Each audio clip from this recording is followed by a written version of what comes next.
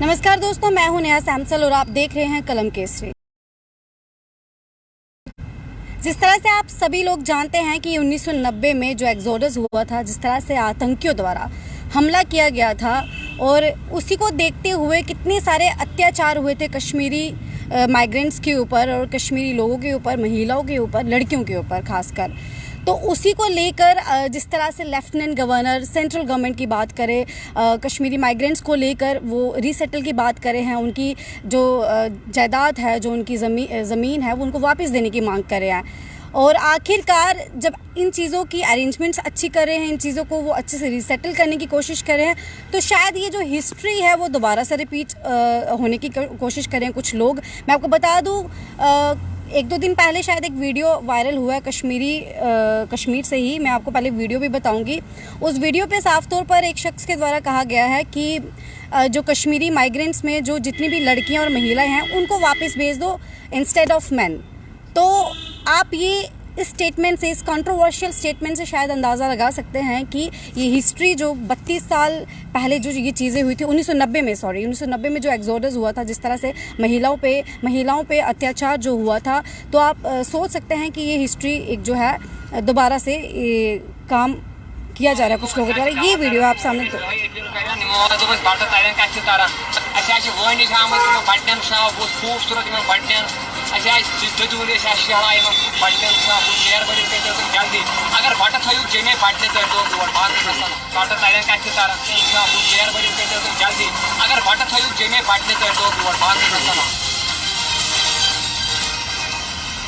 ये कश्मीर से एक वीडियो वायरल होती है जिसपे कश्मीरी में बात की गई है, हमें समझ नहीं है, लेकिन इस समय मेरे साथ बात करने के लिए जुड़ चुके हैं एनसीपी के नेशनल जॉइंट सेक्रेटरी ऋषि किलम जी। सर, सबसे पहले बहुत बहुत स्वागत है। हाँ जी मैम, शुक्रिया। सर, जो आप वीडियो हमने दिखाई, तो सबसे पहले आप इसको बताइए कि इस वीडियो में क्या बोला है इस बंदे ने। मैम, बड़े अफसोस की बात है, इस वीडियो में ये बंदा ये अपनी जो मानसिकता है ये कह रहा है कि कश्मीरी जितने भी मेल्स है वो जम्मू में ही रहे और जितनी फीमेल्स है उनको आप कश्मीर भेजिए। ये इनका कहना है कि रिटर्न पैकेज जो है, हमें महिला जो कश्मीरी पंडित महिला है उनको आप कश्मीर भेज दीजिए और जो जेंट्स है उनको आप जम्मू में रहिए। तो मतलब आप बताइए कहाँ की कैसी सोच है? क्या अभी भी मतलब 35-34 साल हो गए कश्मीरी पंडित को एज ए रिफ्यूजी यहाँ रहते हुए और आज भी जो मानसिकता है वो वैसी ही है। ये भी मैं कहना चाहता हूँ, सारे लोग बराबर नहीं है, लेकिन कुछ लोग ऐसे हैं जो सियासत ताकते या कुछ लीडर्स हैं उनके कहने के मुताबिक, और उन लीडर्स की जो नहीं चाहते कश्मीरी पंडित वापस आए, जो चाहते हैं कि ये मसला जो है ये हमेशा ऐसे ही रहे ताकि वो अपनी सियासत करते रहे। इसमें खासकर जो हमारे नेशनल कॉन्फ्रेंस के लीडर्स है, इसमें PDP के लीडर्स है जो कि नहीं चाहते, जो गुपकार गैंग जिनको मैं कहता हूँ, गुपकार गैंग के जितने भी लीडर्स है वो नहीं चाहते कश्मीरी पंडित वापस आए, क्योंकि कश्मीरी पंडित को निकालने में ही उनका हाथ था। जो ये गुपकार गैंग के आज कहते हैं ना नरेंद्र मोदी जी की आओ वहाँ ऑल पार्टी मीटिंग करो, इन्हीं ने ही कश्मीरी पंडित को मजबूर किया कश्मीर छोड़ने में, क्योंकि ये लीडर्स उस टाइम भी थे, उस टाइम भी मुफ्ती मोहम्मद सईद थे, उस टाइम भी डॉक्टर फारूक अब्दुल्ला थे, उस टाइम भी लीडर्स यही गुपकार गैंग के थे, लेकिन किसी एक ने नहीं बोला कि कश्मीरी पंडित की सुरक्षा करे, कश्मीरी पंडित को बचाओ। अगर 3-3.5 लाख कश्मीरी पंडित थे, इतनी मेजॉरिटी थी, क्या ये हिंदुस्तान की फौज नहीं मंगवा सकते थे? लेकिन इन्होंने पूरा साथ दिया कि कश्मीरी पंडितों को निकालो और उनकी प्रॉपर्टी जो है वो ग्रैब की। आज जो आलीशान बंगलू में रह रहे हैं कश्मीर में, जो ये लीडर्स है हमारे गुपकार गैंग के, ये किसके घर है? कश्मीरी पंडितों के। किसकी जमीन है? कश्मीरी पंडितों के। और आज ये आलीशान घरों में रह के वहां से स्टेटमेंट देते। शर्म आनी चाहिए ऐसे लीडर्स को, शर्म आनी चाहिए। डॉक्टर फारूक अब्दुल्ला को जो खुद को लीडर कहता है, PDP के लीडर्स जो खुद को लीडर कहते हैं, उनकी वजह से आज कश्मीरी पंडित यहाँ 32 साल से सफर कर रहे हैं। मैं एक बार बता दूं कि जो वीडियो मैंने आपको बताई, इस शख्स का नाम है आबिद, और ये वीडियो काफ़ी इतनी वायरल हुई है कि लोग भी शायद अपना रोष जता रहे हैं कि जो चीज़ें 1990 में हुई थी, जिस तरह का अत्याचार उन पे हुआ था महिलाओं को लेकर, और जिसकी वजह से कश्मीरी माइग्रेंट्स जो अलग अलग राज्यों में बस गए, आज वही हिस्ट्री जो है वो एक बंदा ऐसे रिपीट कर रहा है। सर, ये लेफ्टिनेंट गवर्नर और साथ ही PM मोदी से इन चीज़ों के लेकर रिक्वेस्ट कर रहे हैं। आपको ये बताना चाहता हूँ, 1990 में कश्मीरी पंडितों को कहा गया, लाउड स्पीकर लगाया गया और कहा गया कि कश्मीरी पंडित 24 घंटे में कश्मीर छोड़ दो और अपनी महिलाओं को यहाँ छोड़ दो और खुद चले जाओ। कुछ महिलाओं के साथ अत्याचार हुआ, रेप्स हुए, मर्डर हुए, तो उस दिन दहाड़े आप देखिए क्या क्या हरकतें हुई, मैं बता भी नहीं सकता हूँ।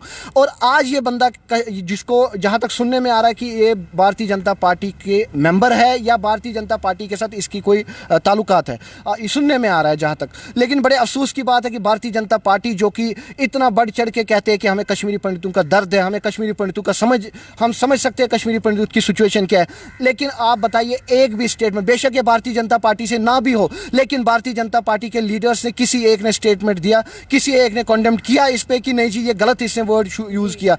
कुछ भी नहीं, सारे चुप है। जो शिवसेना के लीडर्स बड़े बड़े कहते हैं कि कश्मीरी पंडित हमारे अपने भाई है, आज शिवसेना चुप क्यों है? जो हिंदू पॉलिटिक्स करते हैं, जो कहते हैं कि हिंदू पॉलिटिक्स के लिए कि कश्मीरी पंडित हमारे अपने भाई है, इनके लिए सोचो, इनके लिए करो, आज वो चुप क्यों है, खामोश क्यों है? क्यों? क्योंकि वो वोट बैंक देख रहे हैं, वो देख रहे कश्मीर के लोग हैं, हमसे नाराज ना हो। लेकिन मैं आपको बताना चाहता हूँ इस इंसान की जो मानसिकता है, आज अगर इसने पंडितों के लिए ऐसा कहा, कल को ये कश्मीर के लोगों के लिए भी क्या कहेगा? वहाँ की महिला भी सुरक्षित नहीं है। मुझे ये बताइए, ऐसे इंसान पे कड़ी से कड़ी सजा होनी चाहिए, एफआईआर से कुछ नहीं होगा। हम ये अपील करते हैं और मैंने आज शाम को एलजी साहब को लेटर भी भेजनी है और मैं उम्मीद करता हूं कि एलजी साहब भी इस पे कड़ी से कड़ी एक्शन लेंगे, हमारे डीजीपी साहब भी। और मैं भारतीय जनता पार्टी के लीडर्स से कहता हूं, अगर आप में थोड़ी सी भी इंसानियत है, थोड़ी सी भी शर्म है, थोड़ी सी भी शर्म बाकी है, खासकर हमारे भारतीय जनता पार्टी के अशोक कोल जी जो जनरल सेक्रेटरी है, रविंदर रैना जी, कविंदर गुप्ता जी, अगर थोड़ी भी इंसानियत शर्म है आप में तो आप भी इस पे कंडेम करें, आप भी इस पे कुछ कहे। चुप रहने से कुछ नहीं होता है। कल को आपकी महिलाओं के लिए, आपकी बेटियों के लिए भी ऐसा कहे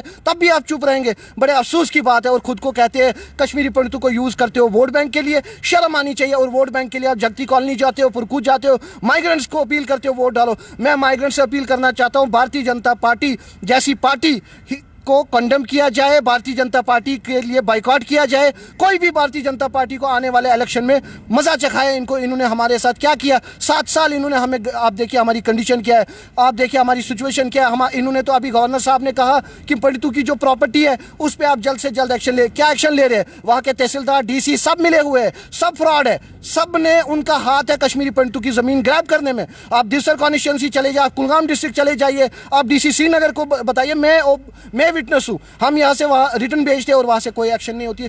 एक क्वेश्चन है, 21st सेंचुरी आ चुका है लेकिन अभी तक लोगों की मानसिकता, मेंटेलिटी की बात करें तो अभी तक वहीं की वहीं अटकी हुई है कि जिस तरह से इन्होंने डिमांड करा है नरेंद्र मोदी से, लेफ्टिनेंट गवर्नर से कि अपनी महिलाएं वापस भेज दे और जो बाकी आदमी और लड़के हैं वहीं रहे। तो ऐसी मानसिकता को लेकर आप क्या बोलेंगे, जहाँ पर एक तरफ बात की जाती है बड़े बड़े स्लोगन्स की बेटी बचाओ बेटी पढ़ाओ? मैम आप देख रहे हैं, आप हद देखिए, कश्मीर में छोटी सी बच्चों के जो 5 साल 6 साल उनके साथ रेप हो रहे हैं। आप देखिए टीचर्स कर रहे हैं। आप देखिए क्या मानसिकता है उनकी, आप मुझे बताइए क्या सोच है उनकी सोच क्या है वहाँ के? आप देखिए, मैं सब लोगों की बात नहीं कर रहा हूँ, मैं कुछ लोगों की बात कर रहा हूँ, उनकी मानसिकता क्या है। मैं अपने लीडर से अपील करना चाहता हूं कि ऐसे जिनकी ये मानसिकता है उन पे कड़ी से कड़ी एक्शन ली जाए, ताकि फर्दर में फ्यूचर में ऐसा ना हो। ये नहीं कि आपने सोचा ये पंडितों का इशू नहीं है, हिंदू मुस्लिम का इशू नहीं है, हर एक हमारे महिलाओं की सुरक्षा की बात है। मैं ये अपील करना चाहता हूँ एलजी से, प्रधानमंत्री मोदी जी से, स्लोगन से कुछ नहीं होगा, बेटी बचाओ बेटी पढ़ाओ से उससे कुछ नहीं होगा। जब तक आप उसको इम्प्लीमेंट नहीं करें, लोगों की मानसिकता नहीं बदलेंगे और ऐसे लोगों को कड़ी से कड़ी सजा देनी चाहिए। और आप देखिए हमारे यहाँ पे रेप केसेस है पूरे इंडिया में, जब तक 15 साल 10 साल होते तब जस्टिस मिलता है। आखिरकार ये क्या है? तुरंत से तुरंत फास्ट ट्रैक कोर्ट में उनको जस्टिस मिलना चाहिए, जो हमारे महिला है उनको जस्टिस मिलना चाहिए। तो जहाँ पे लेफ्टिनेंट गवर्नर और सेंट्रल गवर्नमेंट आप कश्मीरी माइग्रेंट्स के लिए सोच रही, रिसेटल की बात करिए, तो कितना सेफ होगा अगर वहाँ पे रिसेटल किया जाएगा? देखिए हमें वहाँ के लोगों से कोई खतरा नहीं है, वो भी हमारे भाई है, हमें उनसे कोई खतरा नहीं है। हमें खतरा है, अगर हमें खतरा है तो कश्मीर के पॉलिटिशियंस से, अगर हमें खतरा है गुपकार गैंग के लीडर से। हमें किसी लोगों के वहाँ आम जनता से खतरा नहीं है, हमें खतरा है गुपकार गैंग के लीडर से, हमें खतरा है नेशनल कॉन्फ्रेंस से, हमें खतरा है पीडीपी से, हमें खतरा है सजाद लोन जैसे लीडर से, हुर्रियत कॉन्फ्रेंस जैसे अलगावादी लीडरों से। हमें खतरा वहाँ के लोगों से नहीं है। जम्मू कश्मीर रियासत जम्मू कश्मीर अब जो यूटी है, उनको खतरा है तो अलगावादी लीडर से, उनको खतरा है तो नेशनल कॉन्फ्रेंस जैसे गिरे हुए लीडर से, महबूबा मुफ्ती जैसी लीडर से हमें खतरा है। हमें जब तक उनका सफाया नहीं होगा, जब तक उनको कड़ी से कड़ी सजा नहीं मिलेगी, जो वही एक डट्टी पॉलिटिक्स कर रहे हैं, वही ये सियासत करते हैं, पंडितों को लड़ाना, हिंदुओं को लड़ाना, मुस्लिम को लड़ाना, ये सियासत जो है ये गुपकार गैंग के लीडर्स है। और मैं नरेंद्र मोदी जी से अपील करता हूँ, ईडी से इनका कुछ नहीं होगा, एनआईए से इनका कुछ नहीं होगा, कड़ी से कड़ी एक्शन लेके इन पीडीपी के और नेशनल कॉन्फ्रेंस के लीडर को जेलों में डालें। शुक्रिया सर हमसे बात करने के लिए। एक बार मैं अपने वीडियो चैनल से गुजारिश करती हूँ ये वीडियो एक बार फिर से दिखाया जाए।